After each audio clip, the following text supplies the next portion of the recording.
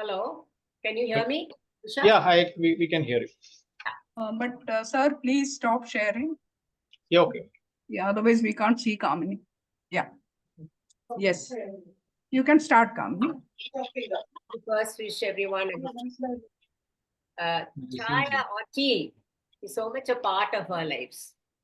It's a popular beverage among us. Tea doesn't just touch the heart, it heals the body too. And we all know that ginger tea relieves headaches and fights fatigue. Tulsi tea strengthens immunity. Lemon tea helps digestion. Green tea is full of antioxidants. Black tea boosts energy and heart health. Here is why daily chai is a wellness ritual in disguise. Today is International Tea Day, that is May 21st. International Tea Day is observed annually on May 21st, according to the United Nations.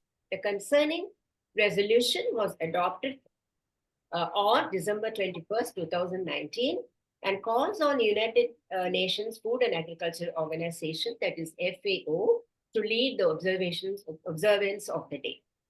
The International Tea Day aims to raise the awareness of the long history and the deep cultural and economic significance of tea around the world. The goal of the day is to promote and foster collective actions to implement activities in favor of sustainable production and consumption of tea and raise the awareness of its importance in fighting hunger and poverty. Tea is the world's most consumed drink after water. It is believed that tea originated in Northeast India, North Myanmar, and Southwest China. But the exact place where the plant first grew is not known. Tea has been with us for a long time, and there is evidence that tea was consumed in China 5,000 years back. Tea production and processing contributes to reduction of poverty, goal number 1, the fight against hunger, goal number 2, empowerment of women, goal number 5, and the sustainable use of terrestrial ecosystems, goal number 15. Moreover, there is an urgent need to raise public awareness of the importance of tea for rural development and sustainable livelihoods, and to improve the tea value chain to contribute to the 2030 Agenda for Sustainable Development. One of the biggest producers of tea, that is India, recognizes the importance of tea in its communities as a commodity for commerce. However, much of the working conditions for those within the tea industry still need much improvement. Women play a crucial role in the tea industry, substantially contributing to its sustainability, productivity, and community development. This year, International Tea Day highlights women and their role in the tea sector. Today's topic is Garden to Table, following a tea trail. The last two webinars, Kuljitji narrated story. It was not a story at all, reality on the victims of Pahalgam terror. Dr. Jamila's webinar was on storytelling. So let us now hear the tale of the tea as narrated by our speaker, Mr. Hariprakash. Let us talk about him. Hariprakash CS, he did his MSc Botany in Kerala University with the first class. And soon after his post-graduation, he worked as a senior research fellow in the Central Tuberculosis Research Institute, worked for 3 years, and then moved to Indian Institute for Horticulture Research, Bangalore. From January 1990 to 2021, he worked under the Tea Board of India, that comes under the Department of Commerce, Ministry of Commerce and Industry, Government of India, in various positions, and availed voluntary retirement from the services of the board as Deputy Director of Tea Development. Worked in different offices of the board across the country in various positions, and lastly, as Deputy Director of Tea Development in the board in the Southern Zonal Office, Kuno, Nilgiris. He served in the Tea Board of India in a distinguished manner in different capacities, and played important role in overall development of the tea industry in the country and discharged the government's mandates effectively. So we have the right person to talk to us about tea, and he's going to talk about the garden to the table following a tea trail. and I'm happy to welcome you, sir, to the webinar. I'm also happy to welcome our patron, Mrs. Indra Ramakrishna Pillai, Mrs. Usha Pillai, member in charge, liaison with international agencies, Bhuvaneshwari Ravindran, who's member in charge, climate change program, Dr. Jamila Begum, director, literary and cultural forum, and Rehena ma'am, Rama Anantram ma'am, and other members of AIWC to today's webinar.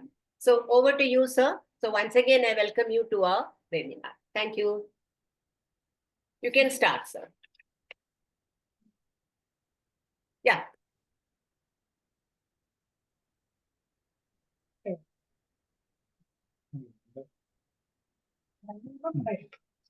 Good evening, madam, and distinguished participants of AIWC.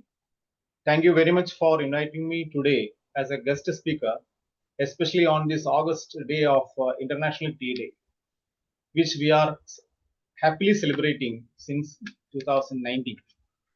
May I take this opportunity to extend a very warm and happy International Tea Day wishes to all the participants. Let us take a pledge to make India tea an indispensable part of our home everywhere. It is true that most of us cannot begin a day without a cup of morning tea. A strong flavor mixed with aromatic spices and with adequate strength, a cup of tea can give you a good start. We also owe to countless hardworking tea growers and workers who have made India tea one among the top producers and exporters in the world. India tea tells a story of tea tradition and taste across the country. India tea industry has seen a remarkable journey of growth, resilience, and strategic evolution. Am I audible to everyone, madam? Yes, yes. Very, very much. Yeah, very clear. You can slightly adjust your camera, sir. We can't see your face fully. I think this table is Down, slightly down. inclined. To Down. turn it. Yes. Yeah, that's better. Yes. Okay. Okay.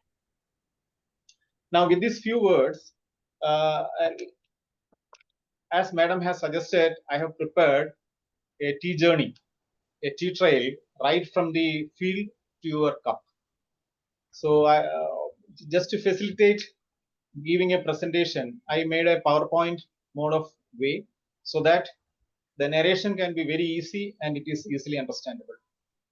Now, let me go through such trails.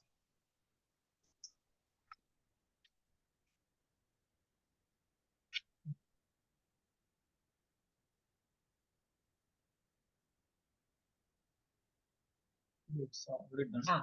Yeah. No, you have not shared the PPT screen, sir. You have to go back to that. No. You click on, click on the PPT screen. Down.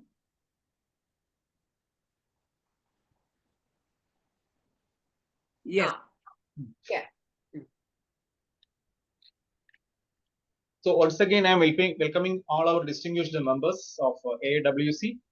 So let me take the journey. So as madam has suggested, I have made a small modification. Instead of garden to cup, I have made garden to table. I have made garden to cup.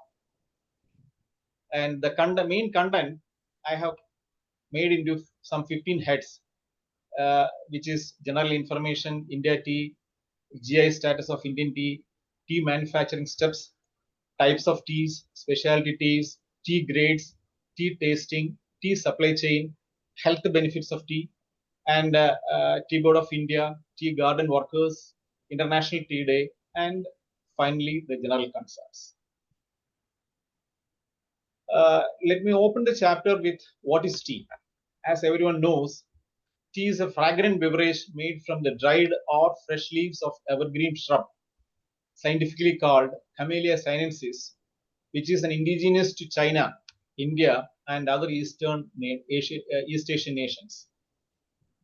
It is the most extensively drunk beverage in the world after tea, as madam has already suggested. It is the second most widely consumed beverage. As far as tea plants are concerned, there are principally two varieties. One is a small-leaved variety called China plant, which is scientifically called Camellia sinensis, and the large-leaved Assam plant. It's a variety of sinensis only, so it is usually written as Camellia sinensis variety Assamica. Now, after introduction of this Camellia sinensis and Camellia sinensis Assamica, we have made a lot of hybrids between two, and such varieties were also grown widely. In tea manufacturing, we take tender leaves of two leaf and a bud, the finely selected two leaf and a bud from Camellia sinensis, and that is used for making good tea. Now, coming to the voyage of tea, story of tea, there are principally two stories are prevailing. One is originated from China around 4,000 years ago. According to this legend, in 2737 BC, a Chinese emperor, his name is Shennang, was sitting beneath a tree, and his servant was boiling drinking water for him. Accidentally, some dried leaves from the tree fell down this drinking water, which was seen by the emperor, and he himself was a herbalist. But instead of throwing it away, he decided to try this infusion that his servant had accidentally created. And he was very much energetic after drinking that, and he continued to use this tea dried leaves for making decoction. And another story that is also from India, which states that about the discovery of tea by Prince Bodhidharma. He is a Indian saint who founded Zen school of Buddhism. In the year 520, he left India to preach Buddhism in China. To prove some Zen principles, he ought to meditate for 9 years without any sleep. It is said that towards the end of his meditation, he fell asleep. Upon awaking, he was so disgusted that he cut off his eyelids and threw them into the ground. Legend says that those eyelids were grown into tea plants on the spot to give vitality to his preachers later. With this story, we will enter into the world tea scenario versus India tea. As per the statistics, it says that global area under tea is around 4 million hectare, and India's share is 6 lakhs hectare, which is about 15%, and contributing around 28% in production. And this is the second position in the world scenario. As far as the production per hectare is concerned, that is, we call it as average yield, India ranks first. Now, India's average yield is around 2,500 to 3,000 kg per hectare, green made tea per hectare. And further, India's pride is that it is the second largest exporter of tea. As has been told by Madam earlier, tea is a major cash crop in many developing countries. Globally, it supports the livelihoods of millions of smallholder farmers, we generally called as small tea growers, and workers, especially in Asia and Africa. Top tea producing countries are China, India, Kenya, Sri Lanka, and Vietnam. Tea is a vital export commodity, significantly contributing to national income. And apart from that, there are some cultural significances also there. In China, tea is deeply embedded in the philosophy and tradition. The Chinese tea ceremony is a meditative and spiritual experience. In India, it is widely called chai, is a daily staple and a symbol of hospitality and warmth. from the roadside stalls to royal courts, tea bridges class and culture. Now it's a routine thing. In Japan, there is a tea ceremony. Chanoi, it is widely called a spiritual practice focused on harmony, respect, and purity. In UK, the culture is that afternoon tea is a cherished ritual that reflects reinforcement and social connection. In Morocco, they widely used mint tea. It's a sign of hospitality and it is often served in elaborate silver teaspoon. And a Japanese tea ceremony photograph is given here as a attachment, which you can see what is the simplicity and how traditionally they are serving tea to the guest. Guests are treated as gods there. And many of us might have seen samovars. My left side is a Russian samovar and right side is Indian one. The left samovar, both the samovars are used for boiling water for preparing tea. And slowly this culture is going down. But however, in Russia, I have seen widely popularized this tea samovars in many of the marketplaces still now. Now, coming to the interesting fact about tea, as we all know, tea is the second most consumed beverage in the world after water. And the oldest tea tree was recorded 3,000 years old, located in Yunnan in China. There are more than 3,000 varieties of tea produced globally. Tea bags were invented accidentally in an early 20th century by American tea merchant. His name is Thomas Sullivan. India is the world's largest consumer of tea, even though China is the largest producer.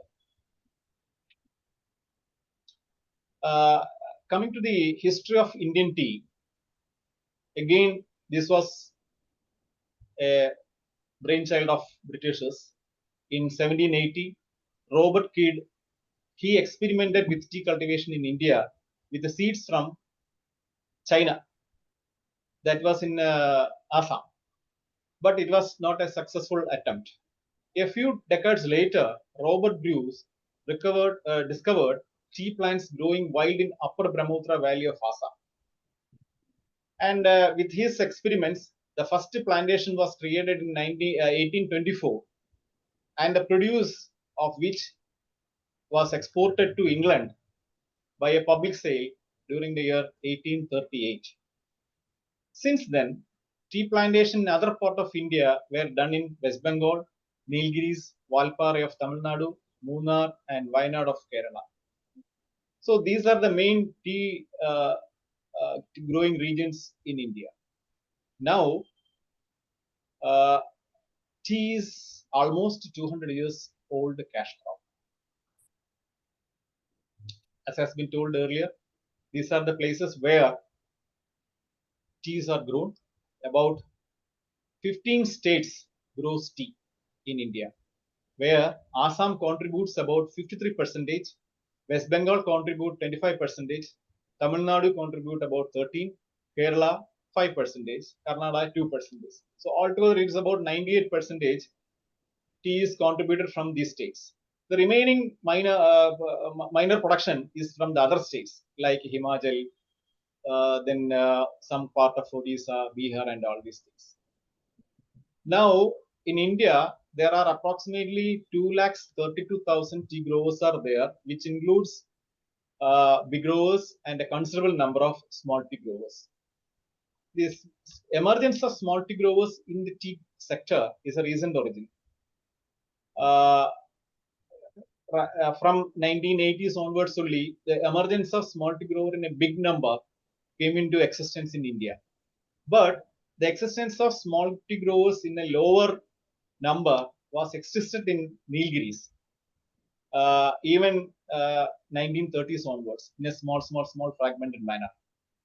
But later, they have been augmented, and now the small tea grower is around 1 lakh plus number. And together, all these 232,000 tea growers produces around 1,300 million kg per year. So this increase in production is basically due to the discovery of high yielding clonal plants and good agricultural practices. As far as I have already told, during the financial year 2024, India's tea production stand at 1,382 million kg. But in a normal discussion point, we will tell that 1,300 million kg. But as far as tea consumption is concerned, India is the largest consumer of Indian tea. About 80% of tea produced domestically is consumed by Indian population only, and remaining very few is only meant for export and blending other purposes and all for specialities, etc. Now coming to the export, India is also among the largest top tea exporters in the world. It is contributing around 10% of the total global export. And presently, India government is giving high thrust for export of all commodities, including tea, which we are almost to achieve. Now, let us examine the significance of Indian tea. Again, as I have told earlier, India is the second largest producer of tea in the world after China. India is the largest consumer of tea, consuming nearly 30% of global output. India is also the second largest exporter of tea after China. The Indian tea industry directly employs around 1.6 million workers, among which women constitute a significant portion, with over 50% being employed in this industry. The industry also provides indirect employment through its various linkages. The Indian tea industry has grown to own many global tea brands and has grown to one of the most technologically equipped tea industries in the world. Tea production, certification, export, and all other aspects of tea trade in India is controlled by Tea Board of India, which is coming under the Ministry of Commerce, Government of India. India produces around 1,300 million kgs of tea annually and is self-sufficient to meet both domestic demand and export obligations. However, still attempts are going ahead for producing more so that our export can go up. The Indian tea market is estimated to be around 10,000 crore. That's around 100 billion rupees. This includes both domestic and export market. The market is experiencing growth with the black tea segment currently dominating. This black tea segment and all this thing I will be explaining in detail later. So the major share of production is black tea. That is what I meant to say. The overall tea industry was valued around 1 trillion in 2024 and is projected to reach rupees 1.47 trillion by 2029. This is the aim. As I have mentioned earlier, the tea production involves processing of Camellia sinensis leaves, which is finely selected 2 leaves and a bud. And this processing can lead to various types of teas like green tea, black tea, white tea, and oolong tea. These are the principal 4 types of teas available in India. And their varieties are further classified. That I can tell you later. So basically, there are 4 types: black, green, white, and oolong. Now, in a broad sense, let us see what is black tea. So in the tea processing, there is a stage called fermentation. It is nothing but an oxidation process. So where the tea is subjected for fermentation or oxidation will turn into black in color. That is why it is called a black tea. Basically, there are 2 varieties of black tea. One is CTC way and orthodox way manufactured tea. And in the processing, when tea leaves are not subjected for fermentation or oxidation, such teas are retaining its green color, and that's why it is called green tea. And now let us see what is white tea, which is a new phenomenon.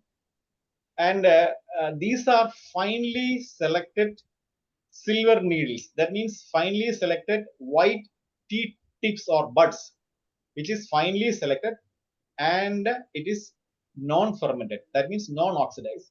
Usually, such collected dried leaves or dried buds are subjected for partial sun dry, and so that the aroma, color, everything is preserved. And it is white in color. It is called usually silver tips or silver needles or white tea. And I have given the photograph there. You can see a cup at the center and surrounded by silver tips. And when you examine, you can see very small, fine white hairs attached to each and every bud. So that signifies that gives the quality of plugged and processed white tea. It's very costlier. So, an average 1 kg now in open market is not less than 4,000 rupees. Now, coming to oolong tea, it is a type of tea in between fermentation and non-fermentation. It is otherwise called semi-fermented tea. Basically, this is good for tea without milk. And similarly, green tea is also used as a tea without milk. Only black tea is subjected for drinking with milk. Green, white, and oolong basically consumed as raw plain tea.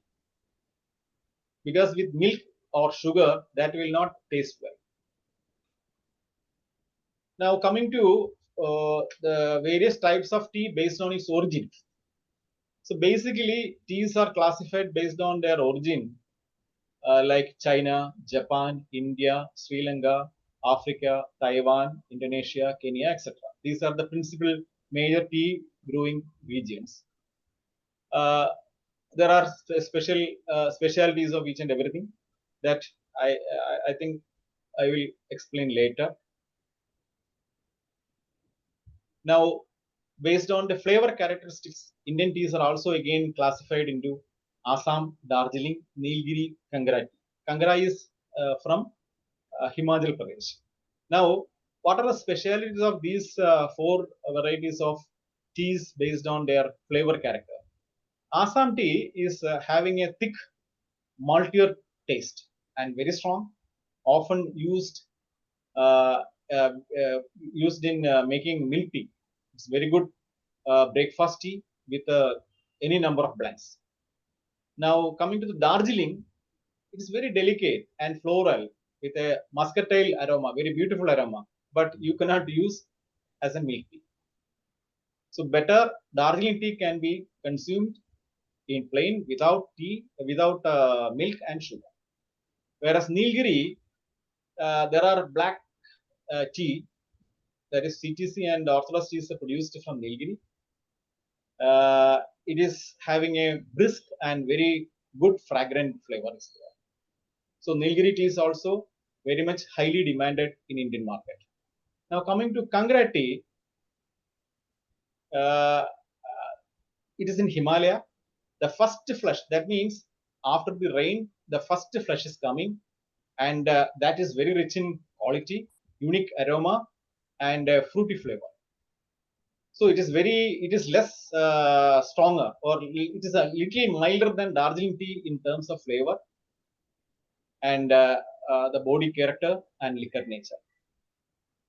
Now, teas coming from Duas and Terai regions of West Bengal is characterized by a bright, smooth, and full-bodied liquor that's a bit lighter than Assam tea.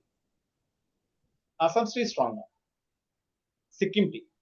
It's a charming brew which is light, flowery, golden yellow, and of delicate flavor. Another specialty of Assam Sikkim tea is that it is now having organic certification. almost all the commodities, vegetables, fruits, tea are produced in an organic way. That's why it is having commodity value is very high. Now, coming to the geographical indication, GI status of Indian tea, as all of you know that GI status is a tag for special effect on a particular commodity produced in a particular region with special qualities.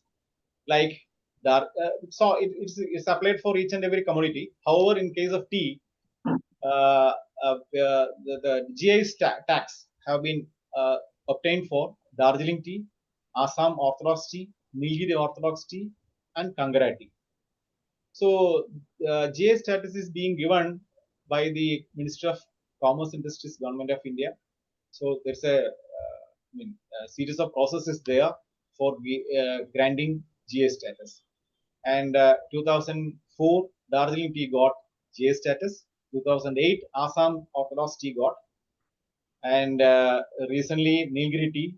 And in 2005, Kangara tea got GI status.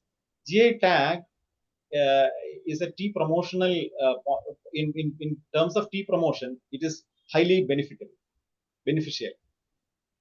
So export way, high demand is there for Darjeeling and Assam, Nilgiris, Kangara with the GI tags. Now coming to tea manufacturing steps. Tea is not a simple commodity subjected for processing. It involves a series of processes.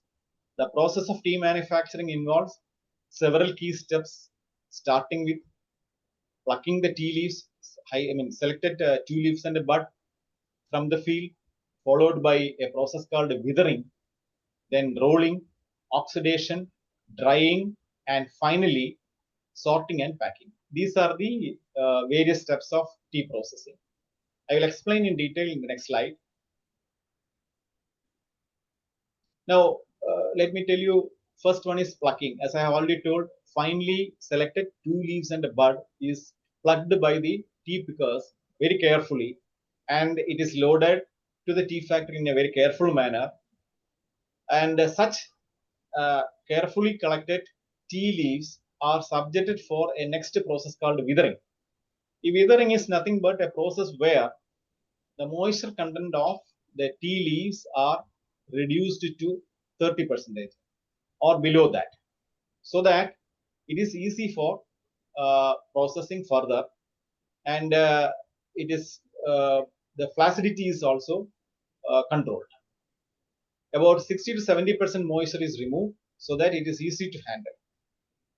And there are big, huge troughs in the usually in the upstairs of the factory, where tea leaves are spread and natural air is pumped into it, and the air removes the moisture from the leaves collected. And about a day is required for removal of such moisture from the leaf. And once it is fully weathered, the leaf is next subjected for a process called rolling. Now, rolling is of two ways. One is CTC way of manufacturing and orthodox way of manufacturing. In both the rolling, the tea leaves are rolled to break open its cells so that the enzymes are released and oxidation is initiated. This oxidation develops good color and flavor. This can be usually done in mechanical rollers, and even in a small quantity means you can also do it with hand. But using mechanical rollers and orthodox rollers, you can control the rolling process so that the tea leaves are finely processed. Now, once this is done, as I have told, the enzyme reaction starts and oxidation takes place. And you cannot prolong the oxidation or fermentation if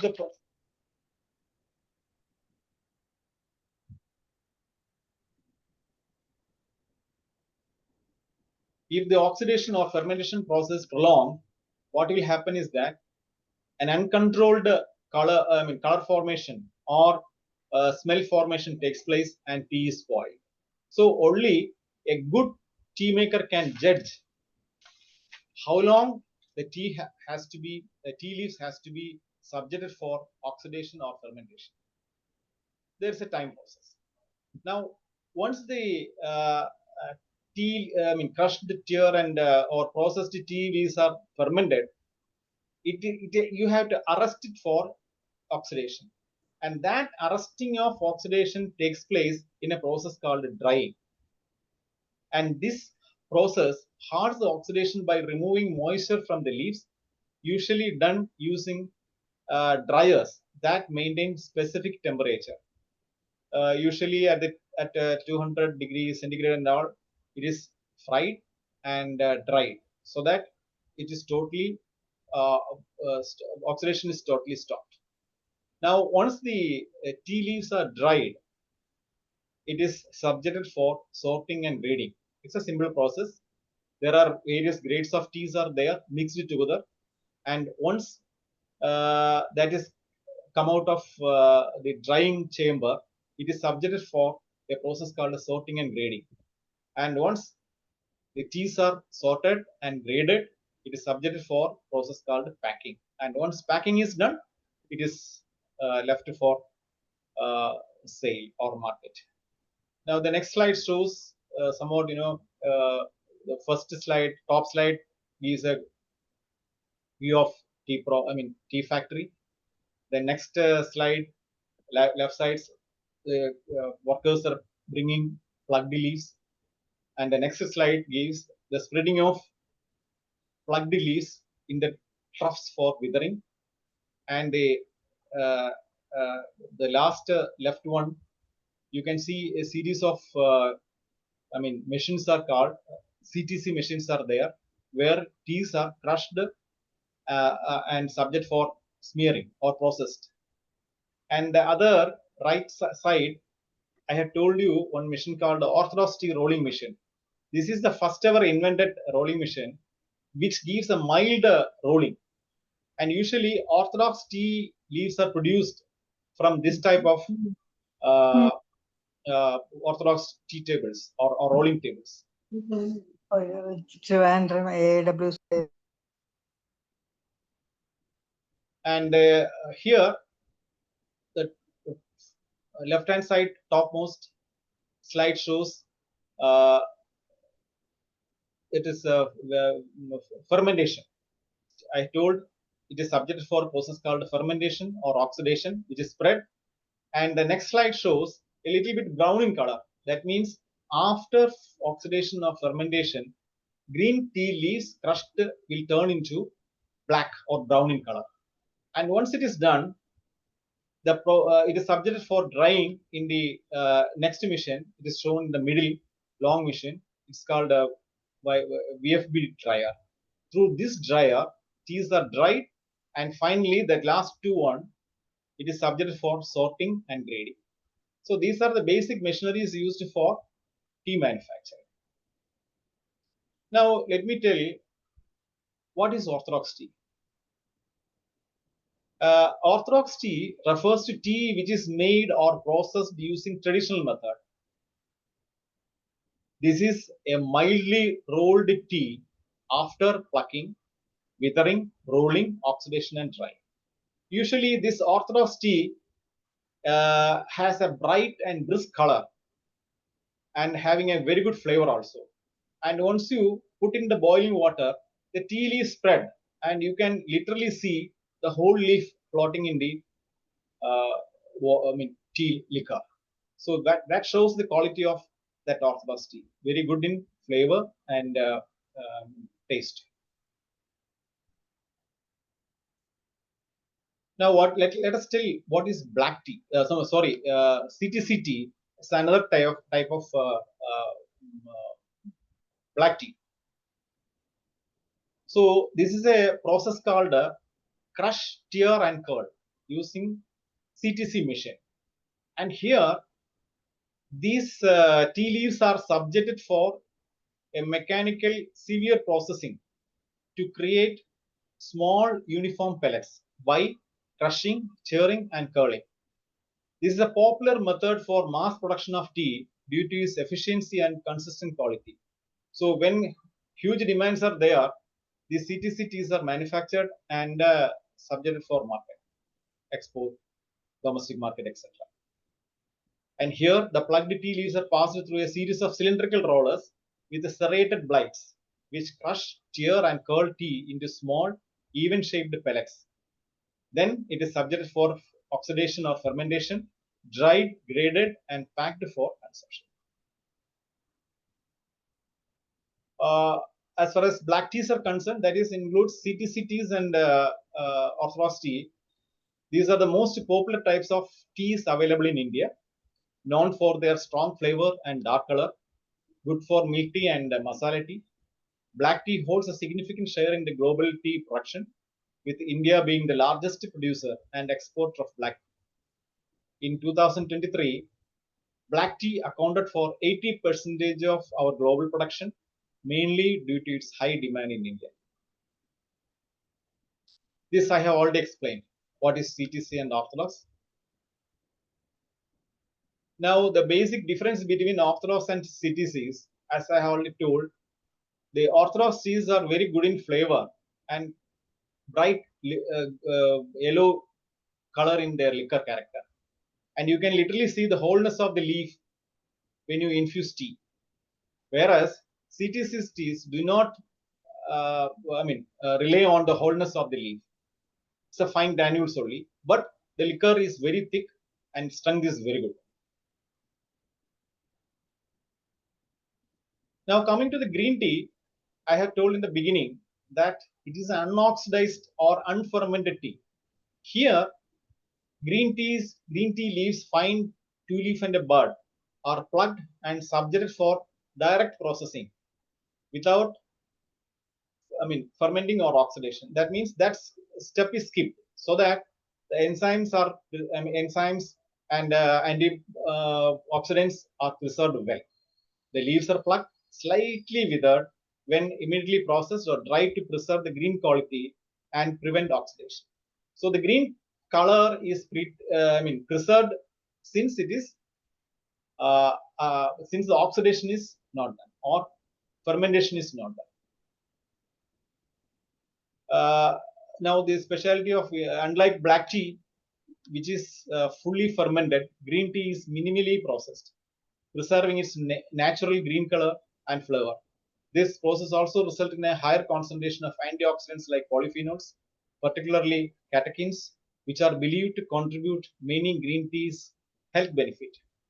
Green tea has linked to potential health benefits, including improved heart health, reduced risk of certain cancers, and improved brain function, etc. These are the medical, suggestions. And this is a liquor derived from green tea. Now coming to the specialty teas. Now apart from the usual black tea or green tea or oolong tea, white tea, some specialty teas are also produced in India in a minor way. Specialty teas and tea blends will primarily feature whole leaf teas or buds alone, sometimes hand-picked but primarily harvested and processed with extra care and integrity. This also include organic teas also, as I told the Sikkim tea. Unlike mass product produced tea, specialty teas are crafted with meticulous care, sourced from specific regions known for their tea cultivation, and are prized for their exceptional taste and character. That's why it is called specialty teas. But in volume, the specialty tea productions are much less.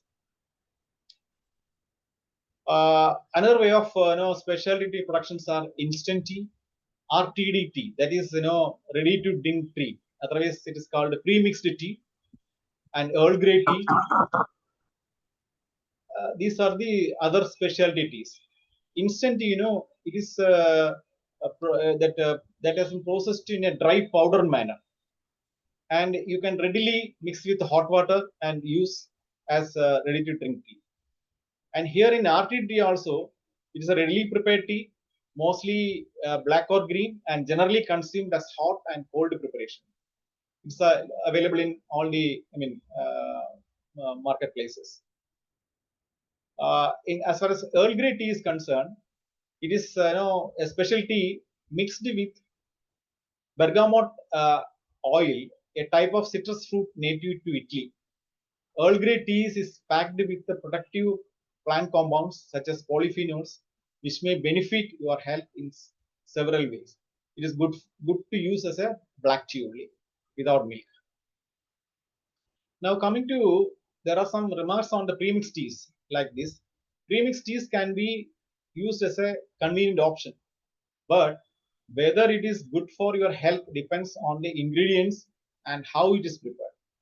While instant tea premixes can offer some benefits like speed and convenience, they may also contain added sugar, artificial flavors, and other additives that can detract from their overall health value. So that is your option. Now these are some of the specialty tea photos you can see. It is available in local market. Now coming to the tea grades. Teas are, subject for grading for easy marketing. And as far as orthodox teas are concerned, there are golden tip grade, GFOP1, TFG FOP1, FTG BOP. These are the basic orthodox leaf grades. Basically, these are leaf grades. Then it's a whole leaf you will get after production, sorting. Here, golden tip means there's a highest grade comprised of mainly in the best quality tips from the stems of the tea bush. Stems means small stalks of the tender, tea tender, tea leaf tender. And the next one is FTGFOP1 is called finest tippy golden flowery orange pekoe. It is first grade. The finest top grade production with an abundance of tips. And the next one is tippy golden flowery orange pekoe. So these are the main tea which based on their appearances and morphology. Now, same orthodox tea is a dust grade is also there. So it's called broken grades. It's a broken orange pekoe, broken pekoe is shosang, broken pekoe on. Then phanix means very fine powder of orthodox tea, which is very light in weight. It is called a flowery pekoe, orange phanix, pekoe phanix 1, broken orange phanix. So these are the different grades based on the granular size, flaky nature, and their density. So there are leaf grades and dust grades. Same way, CTC teas are also graded based on their dust and leaf. And here, although it is called CTC dust, there are pekoe dust, then churumani dust, pekoe dust, then these are the grades available, common grades available in CTC teas. Now, coming to the tea quality, which is judged by various parameters, and it is evaluated based on their flavor, strength, and other related character. As I have told, tea is analyzed in terms of its physical appearance, like color, size, flavor, and taste. Also, the other analysis include testing for its presence of chemicals, heavy metals, toxins, and etc. and various other factors. All these tests are done as per the set standards by the official body. There's a standard procedure is available. When tea is compliant to all these set standards, it is said to be of marketable quality. Then only it is subject for sale or auction or market.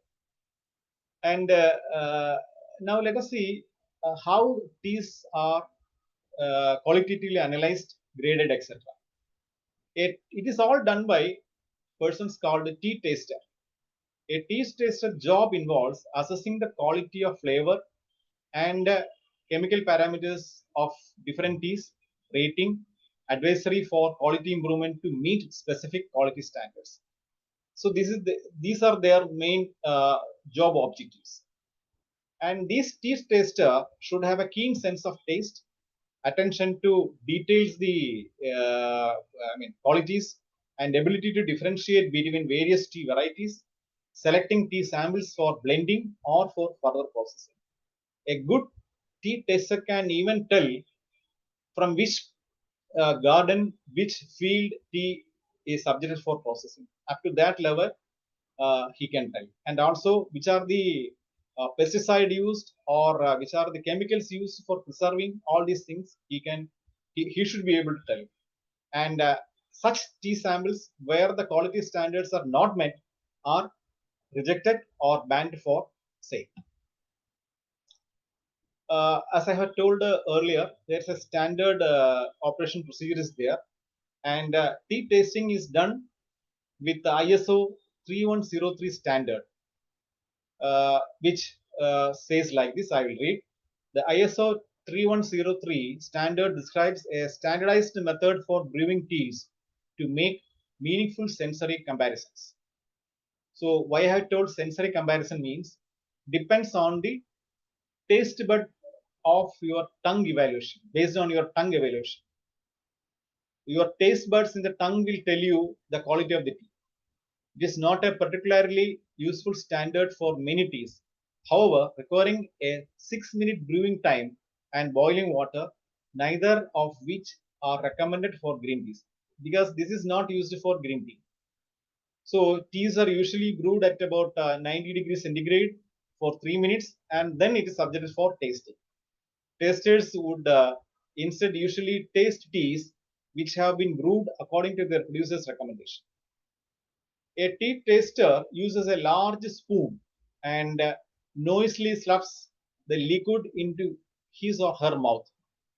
So this ensures that both the tea liquor and plenty of oxygen passes through the taste buds or taste receptors of the tongue. And for even taste profile, it is just rolled. The liquid is then usually expelled into the spittoon before the taster moves to the next sample. So one sample to another sample, he tastes, spit, and then goes and evaluate the whole series of tea varieties. A cupping set is used for tasting tea and is always white in color. Means small white cups are used, and these white cups are a must item for tea tasting. And these sets consist of small cups with a lid. In the tea leaves are where the tea leaves are placed along with water to brew, and a small rounded tasting cup. The tea's flavor characteristics and the leaf color, size, and shapes are graded using a specific language, means their own language created by the tea industry. It's a coded language, and a stenographer always stands with the tea taster, and he tells, and stenographer writes down, and later it is produced as a report form.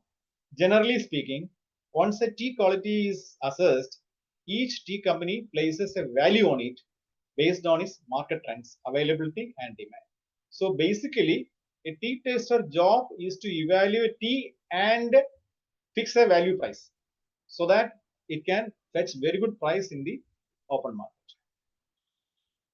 And the next slides, you can see how teas are being evaluated by the tea testers.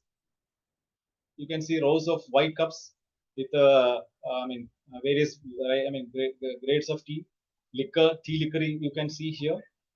So it is a visual process, tasting process, smelling process. All these things are involved in a single body called tea taster. So tea taster judges the value of the tea and evaluate for its market. Now, coming to India tea logo, why it is so? So we know that India is also one of the largest exporters of tea in the world. Tea Board of India uses a specific logo for Indian tea, known as the Indian tea logo, to promote and protect the quality of Indian tea. This logo is used by registered tea processors or business people to indicate that their tea is authentic and of high quality. Tea board issues this India tea logo, and it has also separate logos for specific regions like Darjeeling, Assam, and Nilgiris. To use the India tea logo, business people must register with the tea board, submit their purchase and sale information on an annual basis, and comply with the relevant regulations, including license agreement as per the Tea Board of India. Once it is done, the logos are allotted to them and they can use it for printing in the packets so that the consumers are preferred with this Indian tea logo and highly preferred.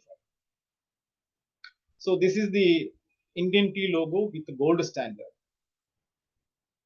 The next slide is a black and white form of the same thing only. So these are issued by Tea Board the licensing department as a tea promotion material.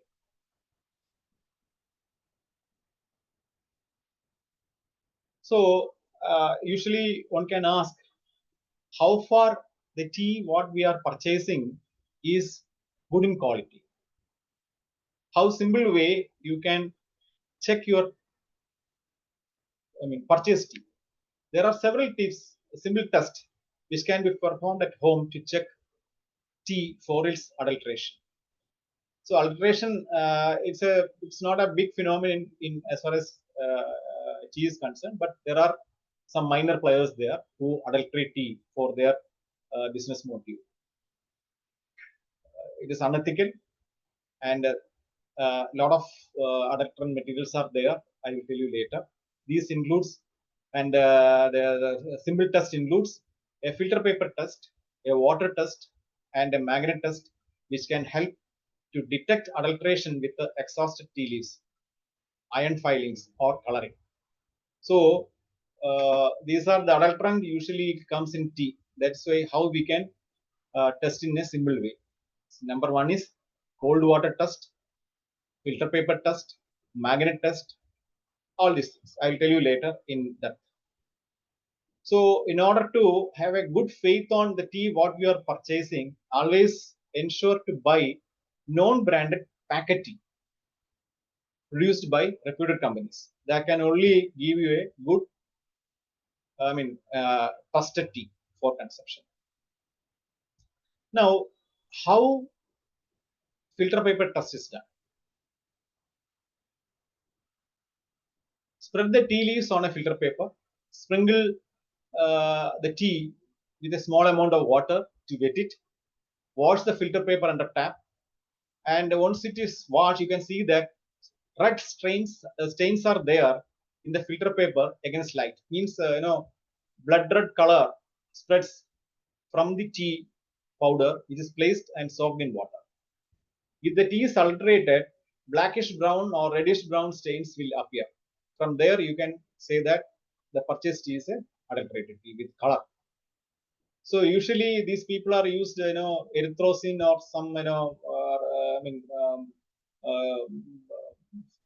permitted colors for coloring the tea, but it is unethical.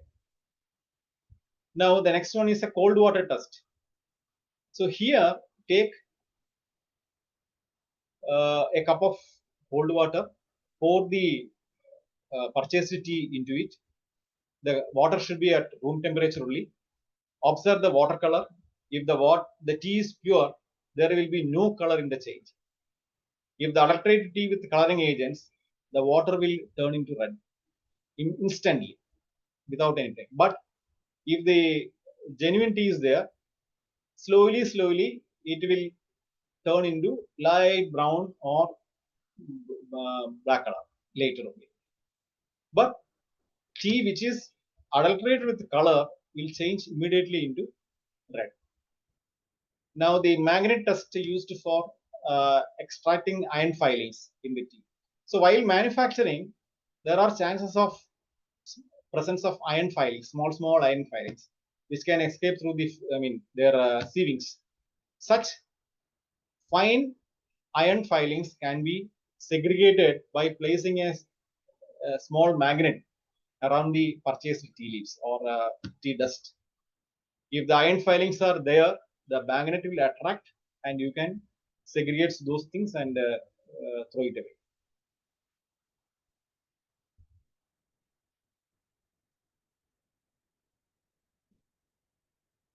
So this is the simple cold water test. In the right, you can see very mild yellow color is there. Whereas in the right, you can see the tea color is very bright red in color, which shows the tea is altered with the color. Should not be used for consumption. Same thing only in different form. Next slide.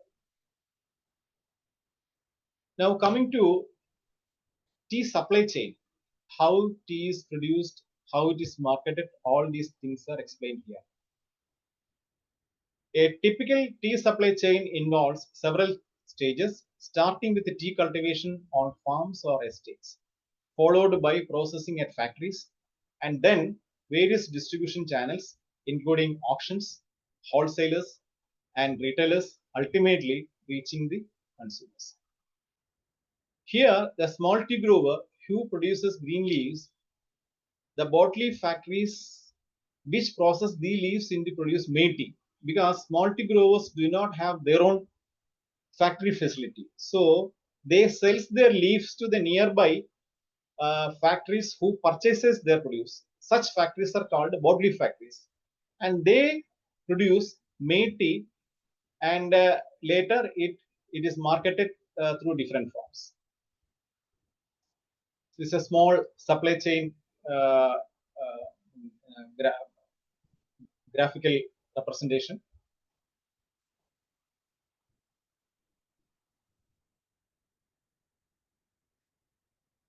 So once again, I will explain that supply chain detail.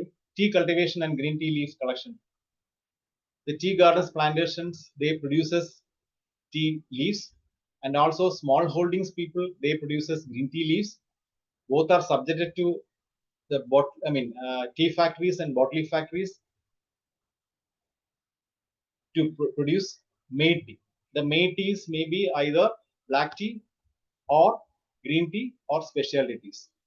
Now, once the teas are produced, graded, packaged, it is subjected for distribution. This distribution is through mainly open market or auction sale. Auction sales are done through auction centers, basically through the brokers, and also there are buyers and wholesale distributors, retailers, etc. And finally, it is reaching the consumers. The processed tea leaves are subjected for auction, sent to the auction centers, where teas are electronically auctioned nowadays, and which is purchased by national and international buyers, and selling such materials to the wholesalers or distributors, and from these peoples it is reaching the retailers, and finally from the retailers it is reaching to the consumers.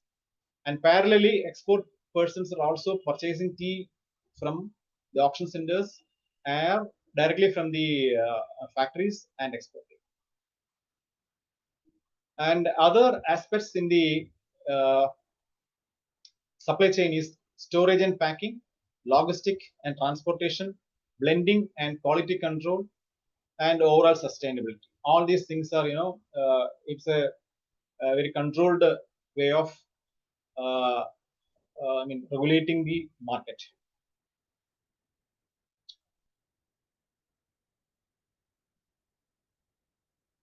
Now, Indian tea marketing system is a multi-level process involving several stages from production to retail and export. It includes a wide range of players and tea producers. Bigger estates and about 55% of small tea growers across India are producing tea, subject for auction centers, exporters, and retailers, all working within the framework and regulated by Tea Board of India. As I told earlier, auctions being nowadays done through e-auction platform. India চা কিরম করে হতে হয় সেইটা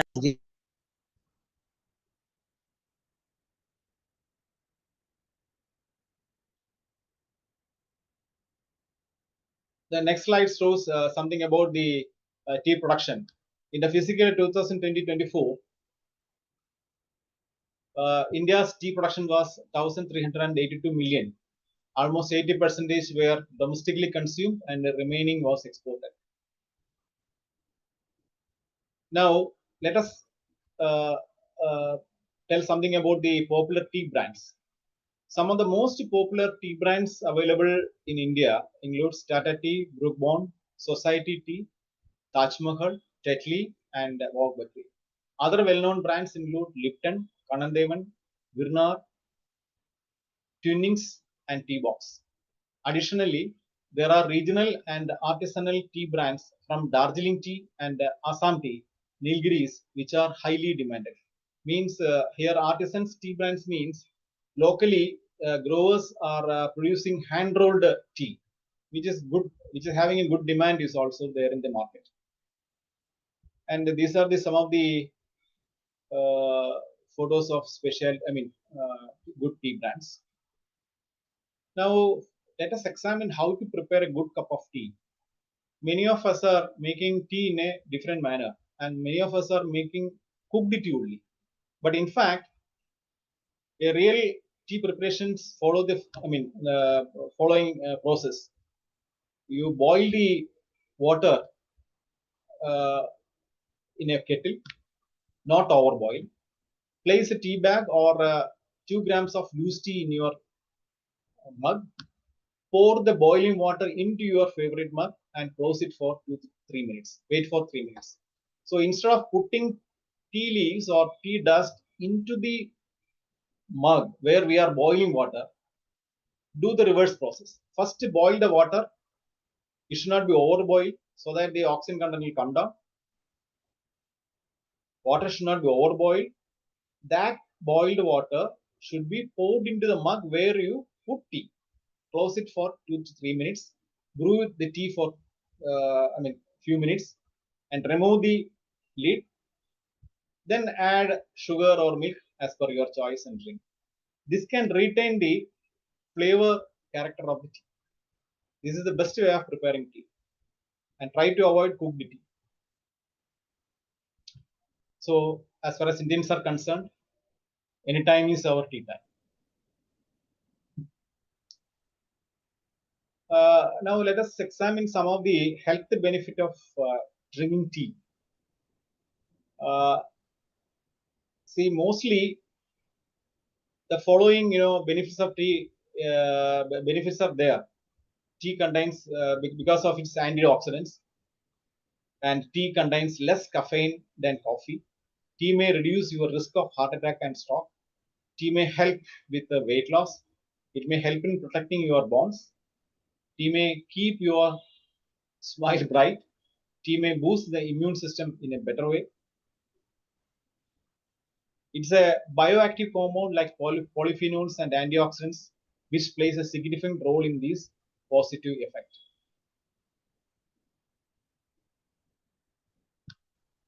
Tea, it is not more than just a beverage. It is rich in antioxidants, polyphenols, and catechins. Different types of teas offer various health benefits. Green tea can offer, which with boosting the metabolism, reduces stress, and support as far as heart health is concerned. Black tea improves gut health and may help in reducing the cholesterol. White tea, which is very high in antioxidants and may support your skin health. This is a caption from our organization. It says, scientific research suggests that black tea may have a positive role in inducing alertness of mind and may also lead to enhanced mental concentration. This has been released in connection with the International Tea Day. It's a small comparison between drinking coffee and tea. Now, I would say that both tea and coffee offer health benefit, and the better choices depends on your individual needs and preferences.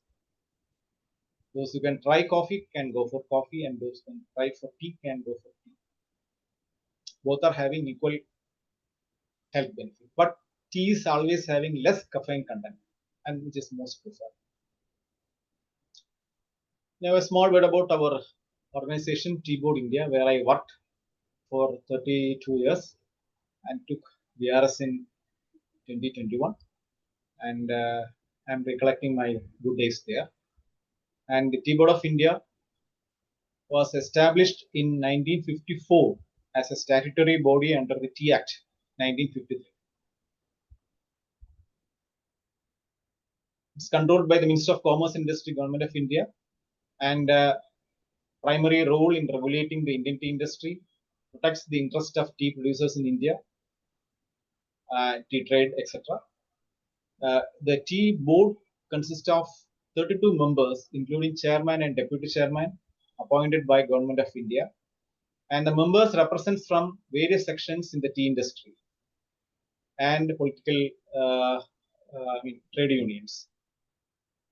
And the board is reconstituted every 3 years. Means once in every 3 years, the board changes, having its headquarters at Calcutta, and we are having 2 overseas offices located at Dubai and Moscow, attached with the embassies.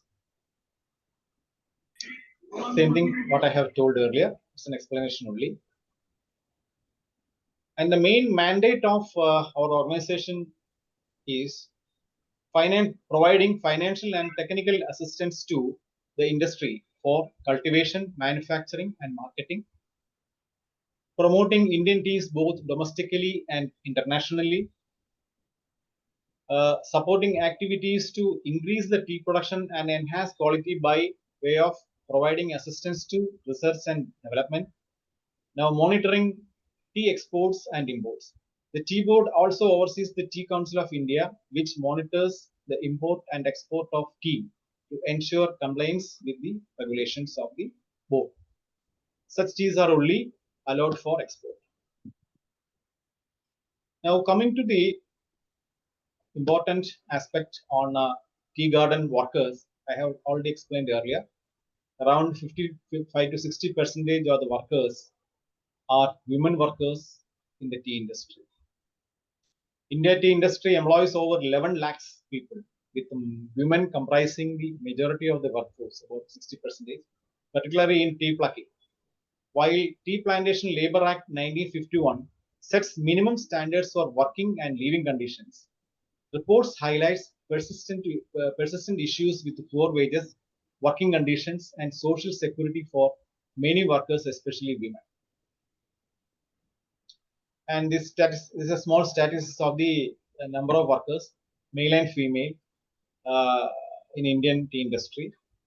And you can see all India, 11 lakhs something workers are there as of now, where 62 about 60% is women workers. As I have told earlier, basically the workers' welfare is judged and introduced through Plantation Labour Act 1951. Welfare measures of tea plantation workers are covered under the Plantation Labour Act 1951. It is called the PLA Act. The PLA is administered by Ministry of Labour and Employment and implemented by the respective state governments.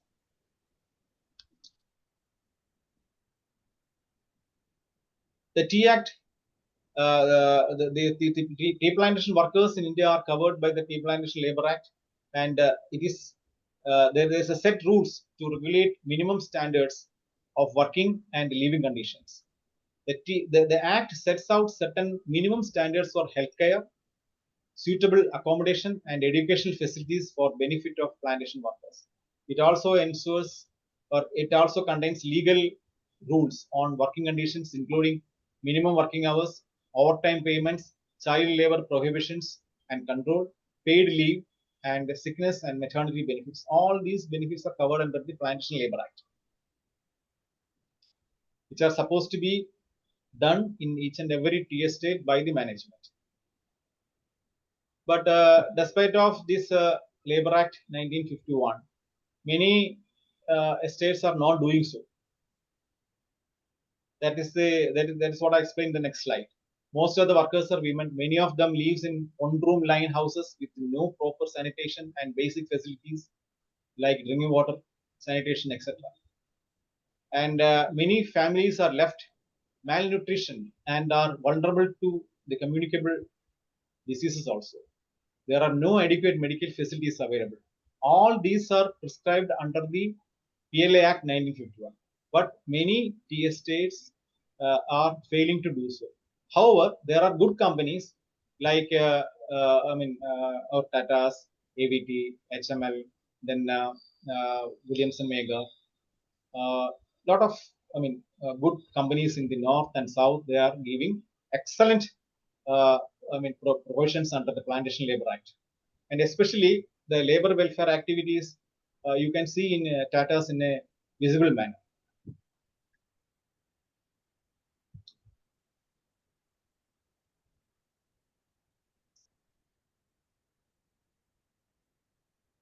Now, coming to the areas of concerns under this category, specific concerns include low wages, inadequate housing and sanitation, and a lack of access to the healthcare and other social services. In Assam and West Bengal, these states are major tea producers and also areas where working conditions are reported to be particularly poor. Historically, many of the tea plantation workers were brought in as an indentured laborers, a system that continues to impact their lives and social status.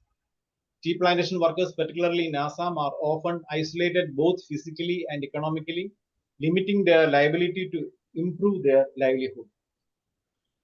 Workers, especially those in the factories, faces occupational health hazards or risks such as respiratory problems and allergies due to exposure to dust and other factors.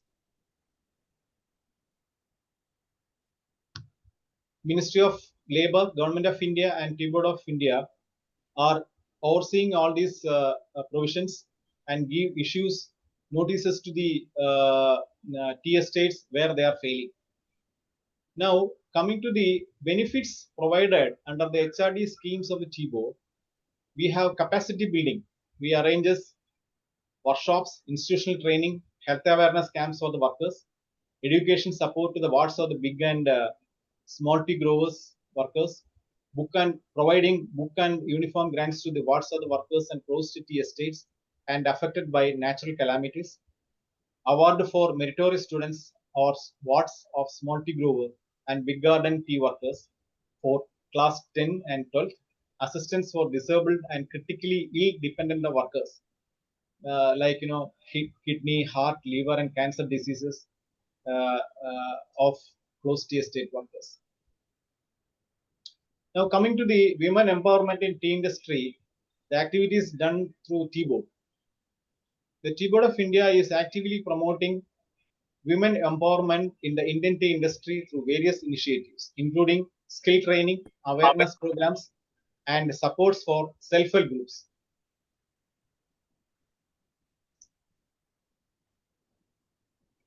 Slide boiler.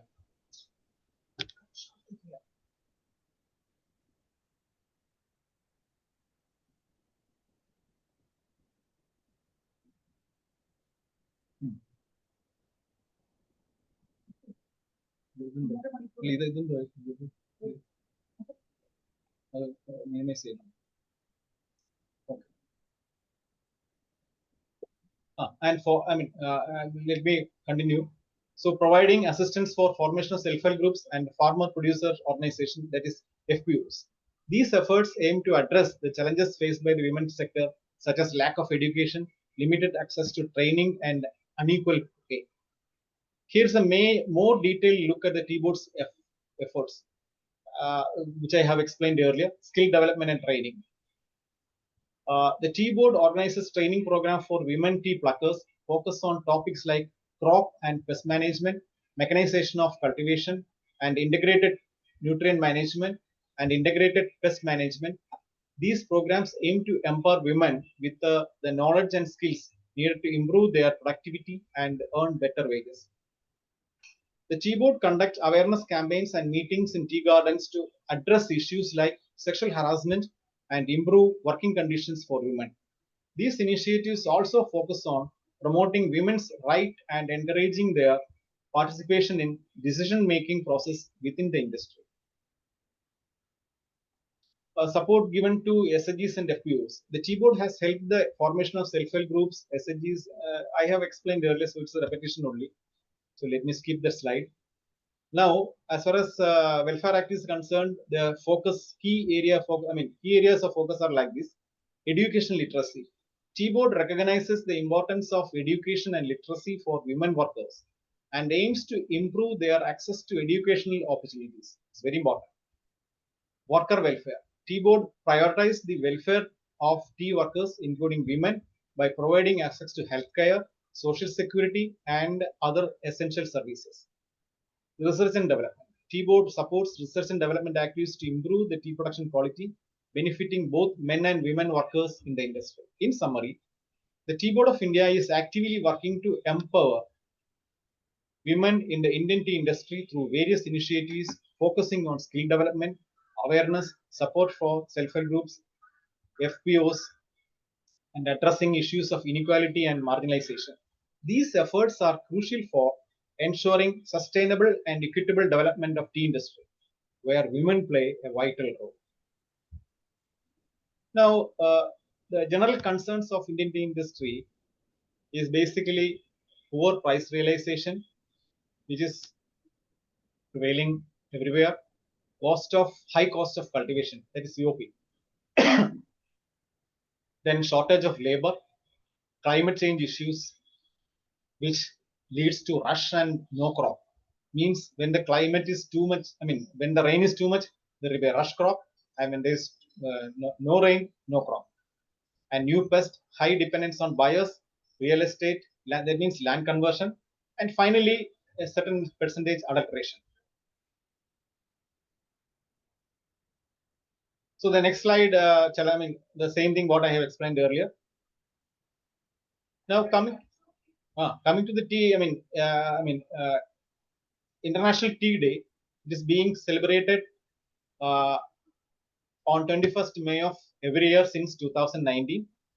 And as usual, today also we have celebrated International Tea Day in a better way. And the theme of this International Tea Day 2025 is Tea for Better Lives. And how it is celebrated in India today, I can give you through some pictures.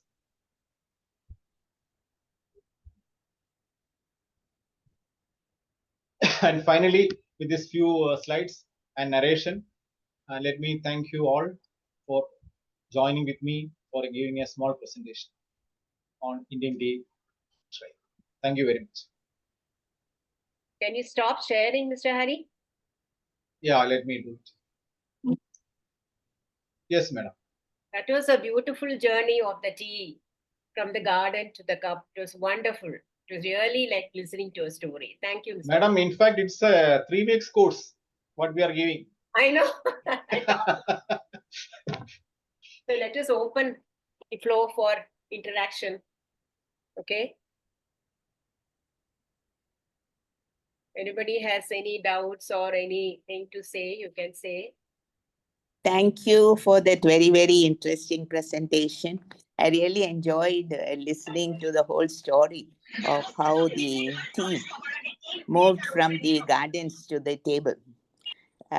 Thank you so much for that very, very informative talk. While you were talking, I was thinking about the Boston Tea Party and how a shipload of tea was dumped into the sea. It is in the history, madam.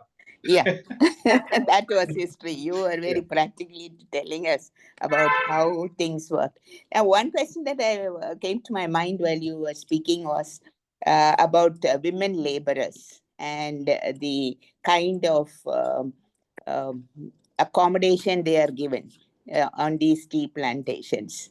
And as you said, there are a lot of disasters happening to children there on the fields.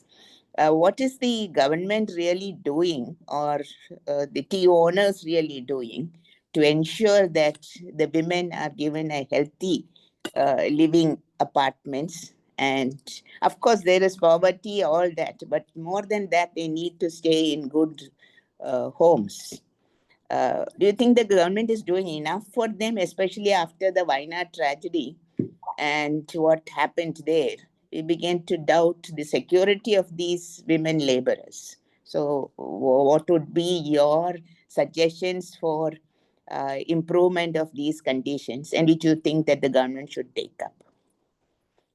Madam, absolutely, you are very true that the staying conditions of tea laborers in their, working place, that is estate, is really very poor, and it is locally called layams. Mm. Means the lines of houses which was constructed very long back, and many of these such layams are very old. At any point of time it can collapse. This is Yeah, the correct. each and every family is provided with one room, one kitchen manner. Means if in a family, if there is father, mother, two children or married children, they all will have to stay in the same room, which is very pathetic. And that too, during rainy season, rainwater will never go out of the house. Everything will be there within the house only. And very tragic way of living standard prevailing in most of the tea estates. But there are exceptions like Tata's, company type of gardens where they give good housing facility as per the Plantation Labor Act. But individual estates where single management is there, they are not giving good attention to such provision of giving good living conditions. So there, local state government authorities, labor department interferes, and local labor inspectors visit the estates, inspect the layams, and advises the managers for rectification, which they do or may not do. Yeah. But that's what I'm telling it is a responsibility of the plantation management to provide the basic provisions of living conditions. And what government of India through Tea Board has done is that before giving financial assistance to any estates for improving the production quality or processing, we ensure that these estate managements are conforming to the standards of the provisions under the Plantation Labor Act. Where there is a lacuna, we are not providing such assistance to them. And also, we are not giving assistance to such tea gardens where they are not giving benefits like provident fund, wages in time and all. So, government of India absolutely they are having a watch on the housing facilities, health facilities, and other living standards being done by the management. So we have an eye on that. Are there government-owned plantations? Government-owned plantations are there in Assam and Tamil Nadu. And But are the conditions for working women there much better? It is not up to the standard. They are as I can say, they are the defaulters. Okay. And Thank many you. of the many of the Assam tea gardens are government gardens are closed also now because they are unable to meet with the cost of production. Who was that? Hello, may I speak? Shika Mitra ji, please. Yeah, thank you, Hariprakash ji. It is very nice to hear you today. And I was very much nostalgic because Thank you, madam. I'm born and brought up in a family which was totally involved in tea business. Where, madam? And my Calcutta, from Calcutta. Oh, very nice to hear. I worked in Calcutta for some few years. I was feeling nostalgic. You were telling about how the processing is done for this tea and everything. My father was a tea tester as well as a exporter. Oh, so nice to hear.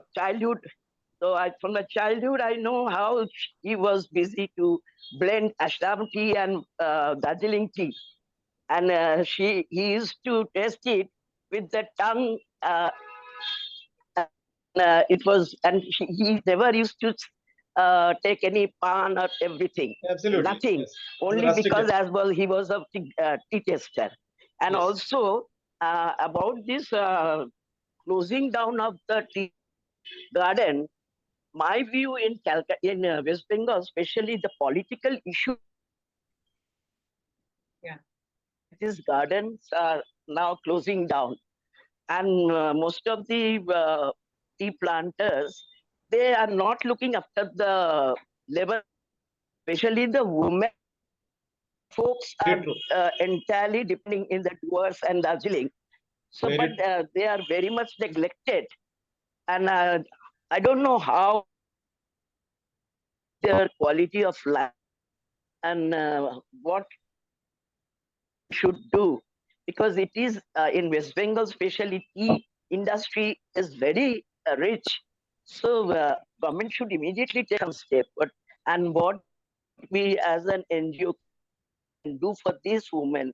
Can you suggest anything? Thank you. No, but basically the government should have a close watch on the management, whether they are giving provision, I mean, adequate provisions and facilities. If they are not giving, new assets should be given. Yeah. And if any defaulters, let government take over the property. Yes, it is very difficult for this because all the political parties are interested to handle with this tea garden. That Madam, they are a very big. this is the main reason why many of the workers are leaving the estate, and the next generation, they don't want to work in tea plantation. They are moving out. Yes, this is one of the greatest problem, right? You are. Yes, workers problem. Now I mean, hardly 50% workforce are there. Hardly, less than that only Yes. available. So which is not adequate to run the tea estate, which will increase the COP, cost of production. Yeah. So all Thank those you things very are much. there, which can be. Thank you, Shikaji. Thank you, Shikaji. Can I say something, Kamini? Sure, Kusha, carry on.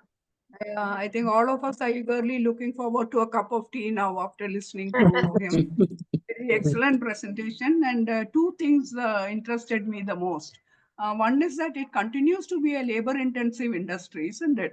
Yes, That of course. plucking is almost entirely done manually. There are no mechanized systems yet, I think, is it? No, madam. Mechanization is already started. As I have told, there's a drastic reduction in the workforce. So, in order to cope up with that, lot of plucking machines are available now. Shears, plucking shears, then harvesters, mechanical harvesters are available. But do you think that will also mean displacement of the women workers, that they will lose their jobs? No, not exactly, because you are introducing mechanical provisions just to compensate that only. So loss of job is not there. Will not be so much. No. And then the other very interesting fact is about the tea tasting, that Yes. it continues to be a human activity in spite of artificial intelligence and all other. Madam, that is already in the pipeline. But human tongue is more sophisticated than any other AI. That is what I believe. Yes. Only human tongue can judge the character. Yes, it is good to know that there is at least one field where humans are still superior to all the artificial. AI provision is there, but it's not widely used. And then we have branches in West Bengal and Assam also. So like Shikha, maybe Shikha, we can think at AIWC level what we can do for the women workers, and whether we can do anything in association with the tea board. Yes, Are there course. teams where NGOs involved? Yes, madam. Because tea board actively involves in women empowerment. I think your association can meet our deputy chairman in our headquarters, Calcutta. He is Mr. Pahari, Saurav Pahari, and he will be able to guide you in this regard. Yes, exactly. Shikha, can you follow that up? I think it will be very interesting if we can take up. Shikha? Really made this guy enter the politician. Yes, so we'll pass that on to Shikha and others in West Bengal. Yeah. So thank you so much, Mr. Hariprakash. A very interesting Usha, I presentation. wanted to, Can I- and Rama, Thank you. Netra, I'm here. Usha, Thank you so much, madam. Rama, Usha, I wanted to say, Kamini, you are the expert on this sensory evaluation. yeah, So that's we should not an so we should expert, but I have don't need to mention. one set of parameters and standardization of sensory evaluation, and where you make women experts and then have some training program so that women are more may get into this tea business. The Yes. sensory evaluation you must Good idea. standardize. Good idea. Thank you, No, Rama. there are, I think there are 1 or 2 tea academies are there in West Bengal, tea academy. Oh, great. Yeah, it is in Siliguri. There, they give training to the, graduated girls and boys for tea tasting, tea estate management, etc., etc. So, good number of ladies are there coming out as good tea tasters also. Can I? You. Kamini, can I? Please. Yeah. Actually, like Shikhaji said that she is nostalgic about because she grew up in a plantation, tea plantation. Most of my time was spent in 25 years was spent in Commerce Ministry. So near the plantation division, I was never division. So I was thinking of how I miss the tea boat tea, which we used to go. And I even attended that training you said, 3 days training, for that was also a very good thing. And I have one doubt. Like you said, the tea seeds did not work in one of your presentation slides, So tea Can you seeds repeat, madam? seeds of tea were brought from China and it did not work. Seeds. Yes. So is it the propagation is not by seeds or plant saplings? No, Is that- actually, no. Initially, propagation was done only through seeds only. Okay. But nowadays, only clonal plants means cuttings. Okay. Because initially, all the old plantations were planted with seedlings, mainly brought from China, and planted in Assam, but not given good results. And indigenously, some Assam plants were found out, and such seeds were planted, and it has come up very well. And from there, clonal plants were multiplied and propagated to other regions of the country. That is one Even, doubt even in South, initial plantings were all done by seedlings only. Okay. And Seedling from China? even today, after 200 years, still those tea bushes are very strong and healthy. Okay. I saw that 3,000 years tea, tea Yes. tree was there. Yes, So yes. that's in China. That's what I Yunnan, was Yunnan wondering. it is there. It is in Yunnan. Okay. China. Okay. Another thing was we got to know it was very good the presentation, and we got to know a lot of new things. Like I was always thinking Earl Grey and CTC tea. These are all brand names. Yes. I was thinking that it is all brand names. Now I came to know that it's different types of. It's a specialty tea. Earl Grey. We used to enjoy Earl Grey tea, in the office. But basically, there are Broadway. It's black tea and green tea, and oolong tea, and all others are in between. Yeah. Okay. Yeah, Anyway, that was a actually, nice presentation. Thank you. Actually, in the hotels and all, you find this Earl Grey tea and the green leaf tea. In hotels, in restaurants and all, it is always Earl Grey and green tea. Absolutely. Yes. But then I was wondering, in UK and all, they have something like apple tea. These are all flavored tea. It is called a flavored tea. Apple cider. Not apple cider. It is apple tea. Flavored tea, ma'am. Flavored tea. The Basic Japanese ingredients tea, but flavor added. Yeah. the Japanese tea ceremony, I have attended one. Oh, really? Yes, very nice. Yeah. Very nice. Very interesting. It's a great honor to you. It was very nice. Jamila, I don't know if you remember, when I attended the Canadian conference in Mysore, in my session, there was a gentleman from South Korea. Okay. I'm very young looking. So he asked me, do you know, can you guess my age? So then I said, you must be 40. He said, no, absolutely not. I'm 60 years old. I look young because of the tea, ceremonial tea. Oh, That's what he told me. They too have ceremonial tea. yeah, they May I do tell have. you one Korea thing, also madam? has, but Japan is well known for its ceremonial Yes, tea where you have to sit down on No, the ground, and then not it's only a that, madam. low May I tell, table and small cups and all that. That's may I how tell one addition, madam? teapot used to propagate tea. You know, in the training also we were told to drink, I mean, as much tea to look young. So we were all very happily. In Japan, they drink a lot of green tea. Yeah, Okay. yeah. Usha, can And I? it is not just plain green tea, they have another taste to it. No? It's not like the green tea we get here. Their Yes, green tea is different. yes. It is green, thick green in color. Ah, yes. Ah, yes. It is called matcha tea. Ah, correct. It is a finely powdered green tea powder, Ah, and that is put in hot water and sieved, then served. yeah. Matcha tea. Matcha tea. I didn't know that name. Thank you. Okay, that was nice. I'll read out the comments in the chat box, Usha. Yes, can you read out? Rahana has said, congratulations to Usha ji and the entire team for organizing such an informative and engaging webinar on the journey of tea from the basic growth to becoming a beloved beverage in our families. The exploration of such tasteful subjects is truly commendable. Okay. Chandra Pandey has written, very informative. Thanks to Usha, Bhuvneshwari and Kamini and entire team for organizing the unique meeting. Congratulations. Indrani Sengupta has said, thank you, sir, for a very exhaustive presentation. So that was wonderful. Really a wonderful, exhaustive. The only one thing is that I regret to tell you that I could not explain all the slides in detail. I know this will come for us. I think this will come for us. It made it very, very interesting, actually. It's very interesting. Can we wind up, Usha?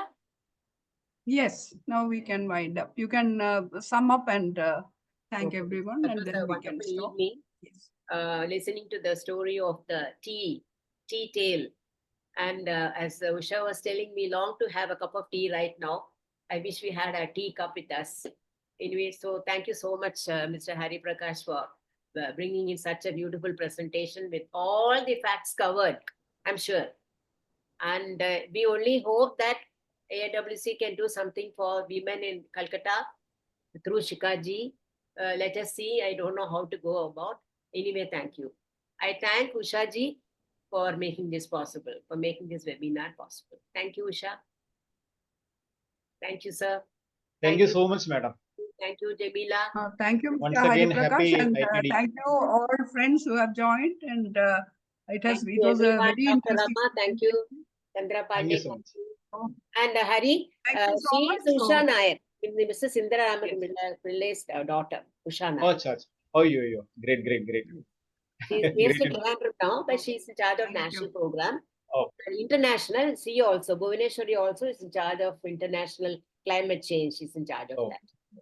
Thank you so much. So thank you once again, and we'll end the session here. Kamini, thank you for organizing this. Thank you so much for everyone. Thank you. Bye-bye. Thank you, Hariprakash. Thank you, sir. Thank you. Thank you so much.